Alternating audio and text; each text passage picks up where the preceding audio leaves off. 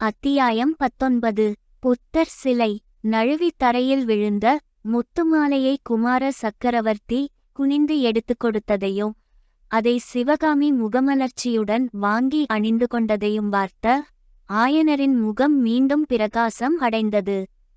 சக்கரவர்த்தி இதையெல்லாம் கவனியாதது போல் கவனித்தவராய் ஆயனரை பார்த்து, மகா சிற்பியாரே, இந்த முத்துமாலையைப் போல் எவ்வளவோ உயர்ந்த பரிசுகளையெல்லாம் உமது புதல்வி வருங்காலத்தில் அடையப் போகிறாள். இந்த பல்லவ ராஜ்யத்துக்கே அவளால் புகழும் மகிமையும் ஏற்பட போகின்றன. வருங்காலத்தில் எது எப்படியானாலும் சிவகாமியின் நடன கலை பயிற்சி மட்டும் தடைப்படக்கூடாது. அவளுக்கு எவ்விதத்திலும் உற்சாக குறைவு நேரிடாமல் நீர் பார்த்து கொள்ள வேண்டும் என்று சொன்னார்.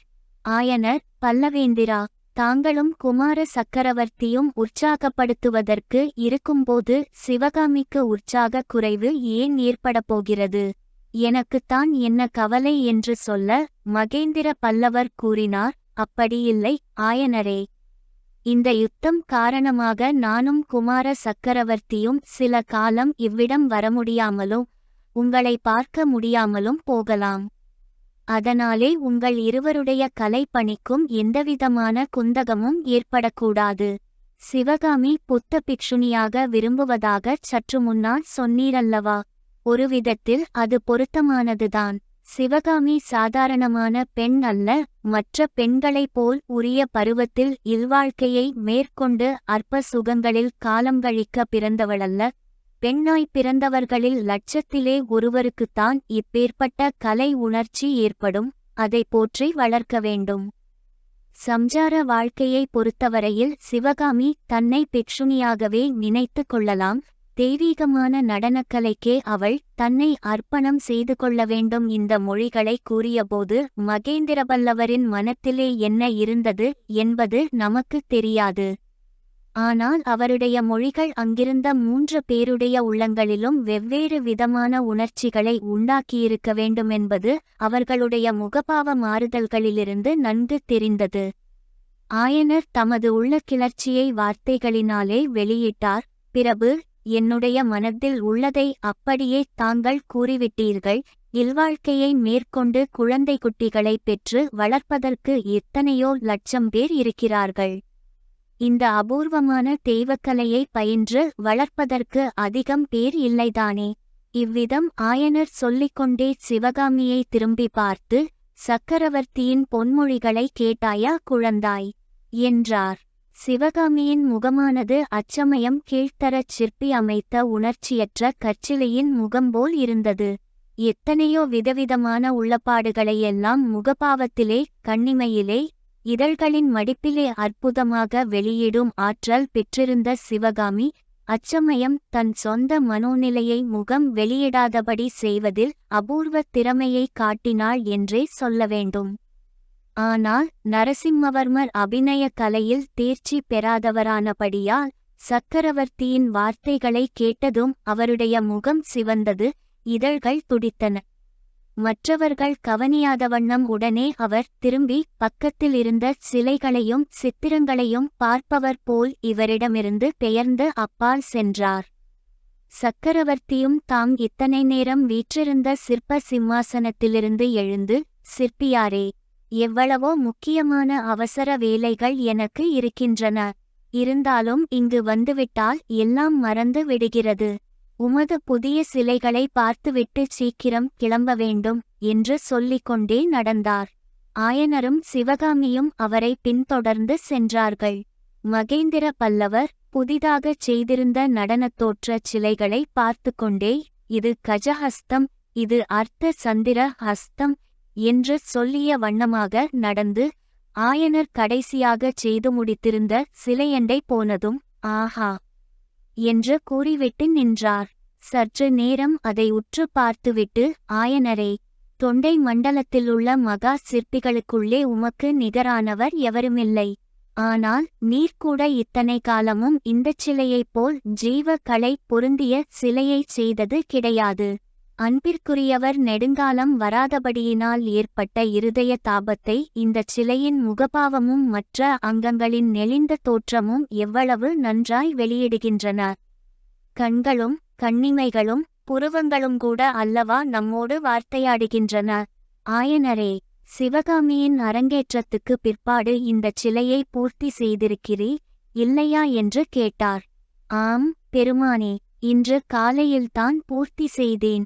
சிவகாமி பெரிய மனது செய்து இன்றைக்கு எனக்காக மறுபடியும் ஆடி அபிநயம் பிடித்தாள். மகேந்திரர் மந்தஹாசத்துடன் சிவகாமியை பார்த்துவிட்டு, சிற்பியாரே, வரத சாஸ்திரத்தை தொகுத்து எழுதிய முனிவர் 7 வகை புருவ அபிநயம் என்றுதானே சொல்லியிருக்கிறார்.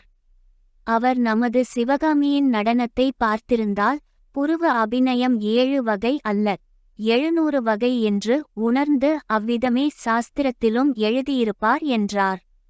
இவ்விதம் உல்லாசமாக பேசிக்கொண்டு சென்ற சக்கரவர்த்தியின் பார்வை சிறிது தூரத்தில் இருந்த ஒரு பிரம்மாண்டமான புத்தர் சிலையின் மீது விழுந்தது. அவ்விடத்திலேயே சற்று நின்று புத்த விக்கிரகத்தை பார்த்தவண்ணம், ஆஹா, கருணாமூர்த்தியான புத்த பகவான் பூவுலகத்திலிருந்து ஹிம்சையையும் யுத்தத்தையும் அடியோடு ஒழிக்க முயன்றார்.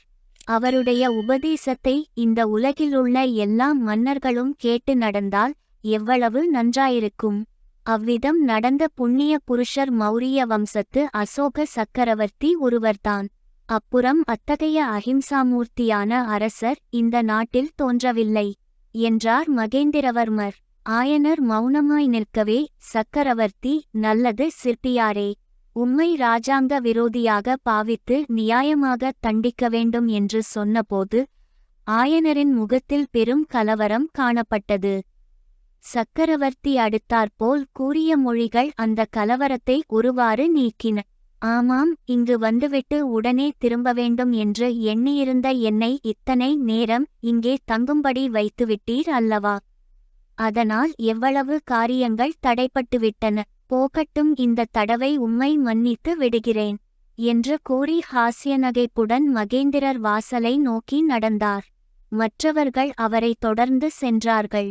வீட்டு வாசற்படியை தாண்டியதும் சக்கரவர்த்தி ஆயனரை திரும்பி பார்த்து கூறினார், ஆயனரே, உம்முடைய சிற்பத் திருக்கோயிலுக்கு மீண்டும் நான் எப்போது வருவேனோ தெரியாது. ஆனால் ஒன்று சொல்லுகிறேன், பூர்வீகமான இந்த பல்லவ சாம்ராஜ்யத்துக்கு ஒரு காலத்தில் அழிவு நேர்ந்தாலும் நேரலாம். பெருமானே, ஒரு நாளும் இல்லை, அப்படிச் சொல்ல வேண்டாம் என்று ஆயனர் அலறினார். கேளும் சிற்பியாரே, உலகத்தில் இதற்குமுன் எத்தனையோ சாம்ராஜ்யங்கள் இருந்திருக்கின்றன, மறைந்திருக்கின்றன. ஹஸ்தினாபுரம் என்ன, பாடலிபுத்திரம் என்ன, உஜ்ஜயினி என்ன, இவையெல்லாம் இப்போது இருந்த இடம் தெரியவில்லை. அதுபோல் இந்த பல்லவ சாம்ராஜ்யத்துக்கும் ஒரு நாள் முடிவு ஏற்படலாம். ஆனால் உம்முடைய கலாசாம்ராஜ்யத்துக்கு ஒரு காலத்திலும் அழிவு கிடையாது. தெய்வ தமிழ்மொழியும் தமிழகமும் உள்ள வரையில் உம்முடைய சிற்ப சாம்ராஜ்யமும் நிலை பெற்றிருக்கும். அப்போது ஆயனர் உணர்ச்சி ததும்பிய குரலில், பிரபு, என்னைப்போல் 1000 சிற்பிகள் தோன்றுவார்கள், மறைவார்கள். எங்களுடைய பெயர்களும் மறைந்தொழிந்து போகும். ஆனால் இந்த நாட்டில் சிற்ப சித்திர கலைகள் உள்ளவரைக்கும் தங்களுடைய திருப்பெயரும் குமார சக்கரவர்த்தியின் பெயரும் சிரஞ்சீவியாக நிலைத்து நிற்கும் என்றார். அந்த மகா சிற்பியின் வாக்கு எவ்வளவு உண்மையான வாக்கு!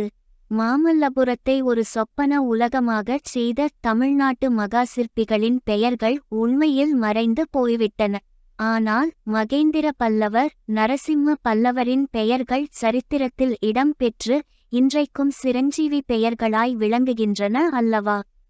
சக்கரவர்த்தியும் அவருடைய குமாரரும் தத்தம் குதிரை மீது ஏறிக்கொண்டார்கள். மகேந்திரர் குதிரை மேல் இருந்தபடியே ஆயனரை மறுபடியும் நோக்கி, பார்த்தீரா, வெகு முக்கியமான விஷயத்தை மறந்துவிட்டேன். நான் வடக்கே கிளம்புவதற்கு முன்னால் மாமல்லபுரத்தில் நடக்க வேண்டிய வேலைகளைப் பற்றி ஆலோசித்து முடிவு செய்ய வேண்டும். நாளை பிற்பகல் நீர் துறைமுகத்துக்கு வரவேண்டும் என்றார். ஆக்ஞை பிரபு, வந்து சேருகிறேன் என்றார் ஆயனர். போகும் குதிரைகளை பார்த்து கொண்டு ஆயனரும் சிவகாமியும் வீட்டு வாசலில் நின்றார்கள். மகேந்திர பல்லவர் ஆயனர் வீட்டு வாசலுக்கு வந்ததிலிருந்து அவர் திரும்பி குதிரை மீதேறிய வரையில் அவரும் ஆயனரும் சம்பாஷணை நடத்தினார்களே தவிர குமார நரசிம்மராவது சிவ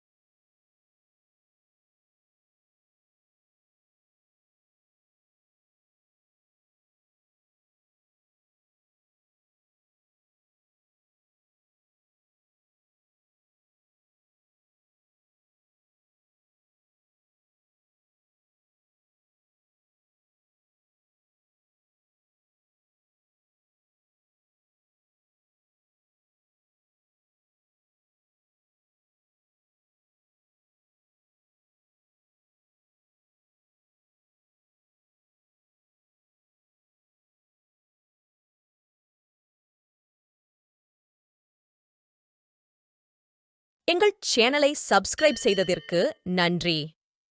தொடர்ந்து வரவிருக்கும் சிவகாமியின் சபதம் வரலாற்றுக் கதையை கேட்டு மகிழுங்கள்.